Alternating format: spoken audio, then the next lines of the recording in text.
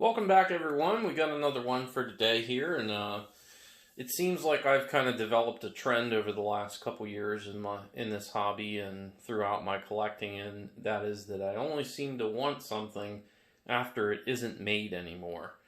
And then I find myself searching all over eBay, and ending up, spending months and months and months, sometimes years, trying to find something that I could have bought when it was actually out, if I just would have done so. So this is one of those engines, and about 4 years ago, probably about 2016, I believe, Athearn came out with the Norfolk Southern flared radiators, as you can see there. And the original run of these did not have LED. They were still in the bulb generation at that time. And also they did not have PTC, as we'll see here in a little bit. But I've been really wanting two of these, and I had one of the original ones and I ended up trading it away. But it didn't turn out so bad because I got some trains that I really wanted that were steam, and I also met some really good people through that. And they're friends in the industry that I talk to this very day. So we're going to take a look at this one here. And they announced these probably about 10 months ago or so, I believe it was. And I jumped right on the chance. I got two of them. So I got two different road numbers. This is one of them, because I wanted to run them as a pair. So your typical Athearn Genesis packaging there.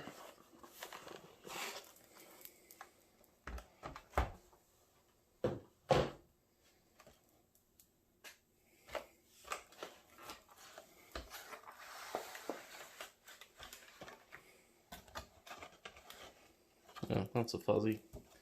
A lot of static in here today.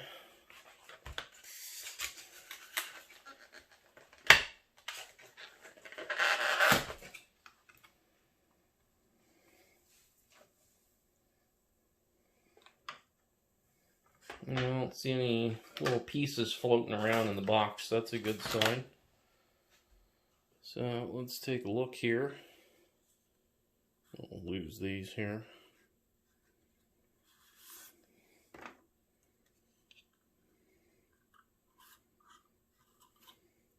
Alright, so let's see what we got here.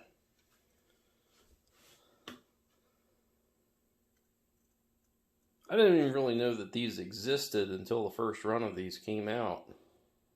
Apparently that was the first time that they were ever done in HO.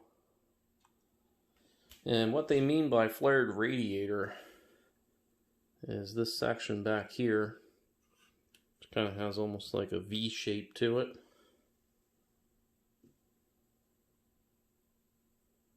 So that's that flared radiator section back there, which these have a similar cab to like the SD60s and SD70Ms. I believe the Max are similar as well.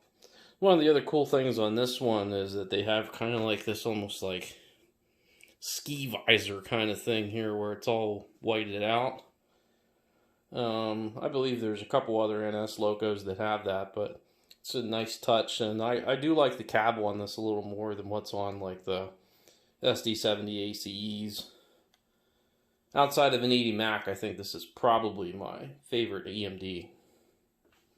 So we'll take a look at some of the other things here. These have pretty aggressive sanding lines.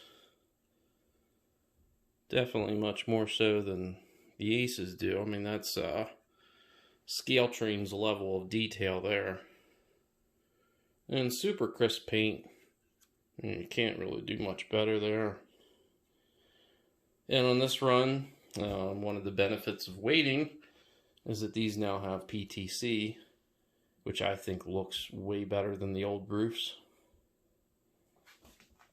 We'll take a look at the other side here. And we got some see-through detail there, which is not new to these. The first run had that as well.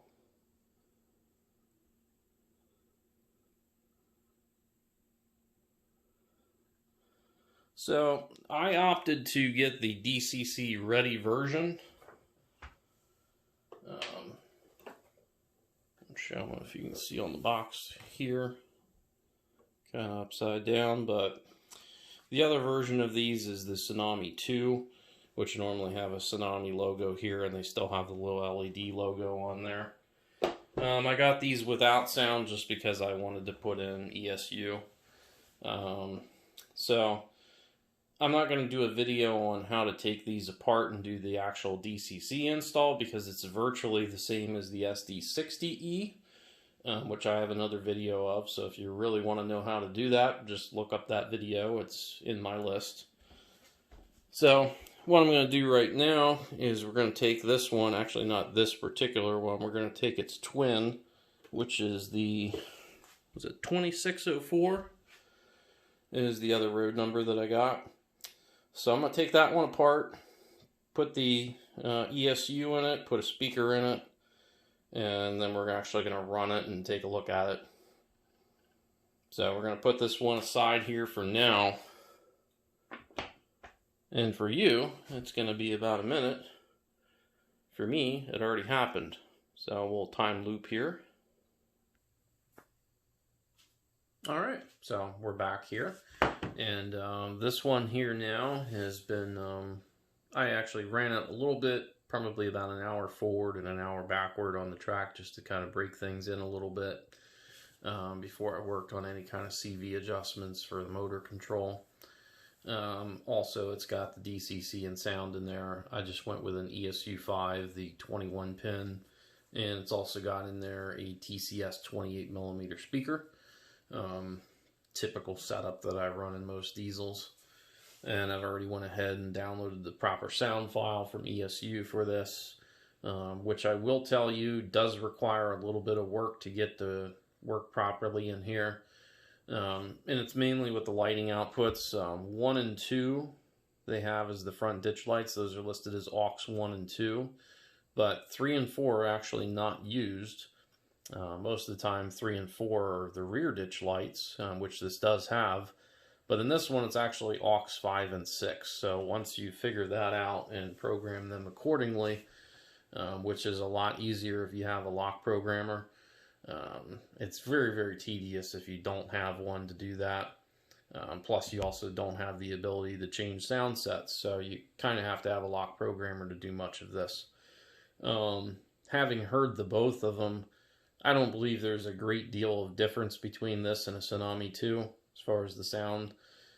So if you get this engine and it has the Tsunami 2 in it, you know, don't feel like you're losing anything because you didn't buy a DCC ready and put ESU in it. It's pretty much the same. You know, you can choose either one. I don't think you're going to be unhappy. If you choose something other than those two, I think you have reason to be unhappy because there isn't really a lot of choices outside of that. Something like TCS, not necessarily appropriate as far as the sound files for this engine. So we're going to go ahead and start it up here and take a look at the lighting and a bunch of other things. And I'm still using my new TCS remote, which I absolutely love. Love this thing. I raved about it in the review. I love it even more since then. I'm just using it over the last couple weeks. Just love this thing. This is how things are meant to be. So we're going to go ahead and hit F8 to start it.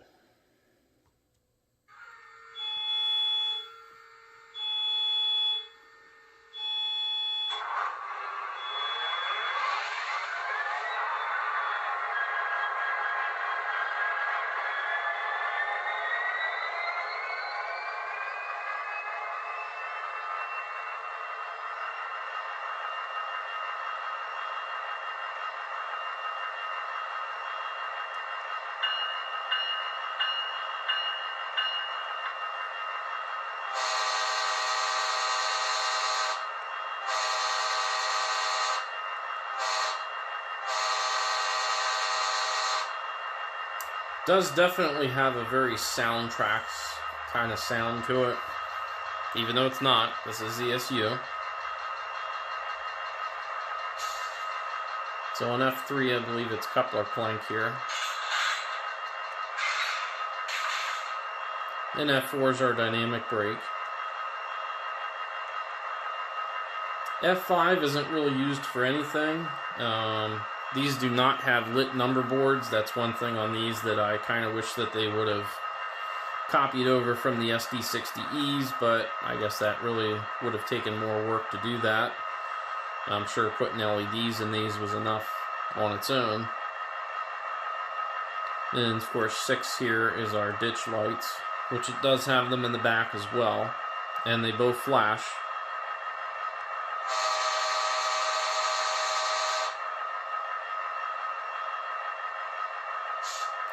Doesn't show up on camera real well, but the ditch lights are actually just a tad brighter than what the headlight is, so I could probably turn that down a little bit.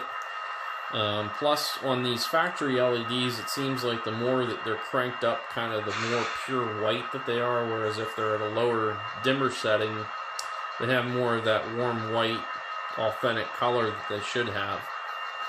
I don't particularly care for these built-in LEDs color-wise as good as what I put in manually on my own, but at the same time I am very, very happy that I don't have to do that like I have to do on most SD70 ACEs from Athearn that I've bought. And also the other really key thing is here is there is no light bleeding through the cab into the interior of the cab on the ditch lights on the back of the housings. 70 Aces, when you do LEDs in them on a conversion, it's notorious that you have all kind of bleed through that you need to kind of do almost touch-up paint to try to stop it. And even then, sometimes you really can't. Or you'll notice that through the crack in the roof that there's little bits there. Which brings to mind another question. I don't believe these have a removable roof. Does not appear to be. I have no reason to take off the roof anyway. So I'm not really going to go through, I mean, it has kind of your other basic functions on here. This particular file, it's on ESU for this engine. I believe it actually does have both the drive hold feature, which is on most ESU files now, and it also does have something in the upper F20s on the functions where there's still manual notching. So haven't really played around with that yet, but I'm glad that they're starting to do more with these newer ESU files. I will also add that I did have to do quite a bit of tuning on the motor characteristics, especially at speed step 1.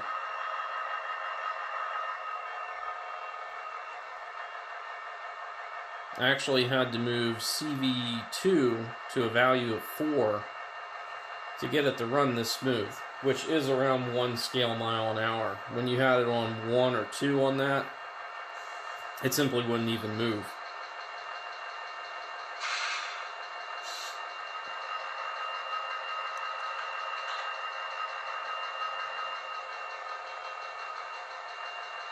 But as you can see, it's nice and smooth. No hesitation, it's not jumping around. Well, we got it going here. We'll take a look at the quietness, which there's a little bit of low motor hum there as we move up.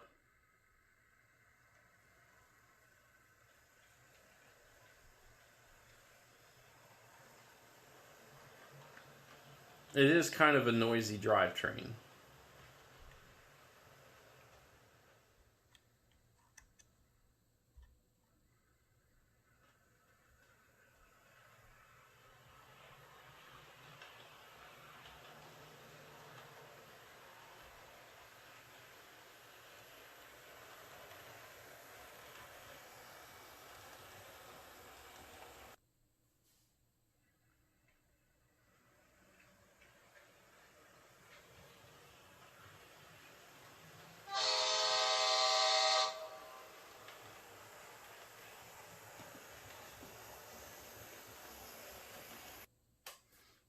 So you can see there that the drivetrain is a little bit more noisy. You know, everybody kind of brags up the Genesis Drive. Athearn themselves has done that for a number of years, but honestly, I've never been impressed with that part of their engines. I've found that other companies have better drivetrains on the whole. You know, and by contrast, I've even had some other engines, even from Athearn, like those recent release of the ready to run SD40s. That was about the same loudness level as what this engine is, and that had a much cheaper motor in it. So I don't really understand that, and I kind of wish that they would fix that or maybe upgrade that. But I'm sure if they did that, there would be some kind of cost increase, and they're kind of already the most expensive engines that you can get anyway. So I don't necessarily want to pay more than what we're already paying for them. So I'm not going to do a top speed test just because, you know, I've already adjusted the CVs on this and already have it set for a top speed of 70 miles an hour. I will tell you that in my testing initially, when I first had it out on track and had it cranked up to max, it was doing about 74 scale miles an hour. I tune everything to a max speed of 70. So we're going to fire it up here and take a look at some of the sounds and how it sounds kind of notching up and down, and get some horn blasts and a little bit of bell in there.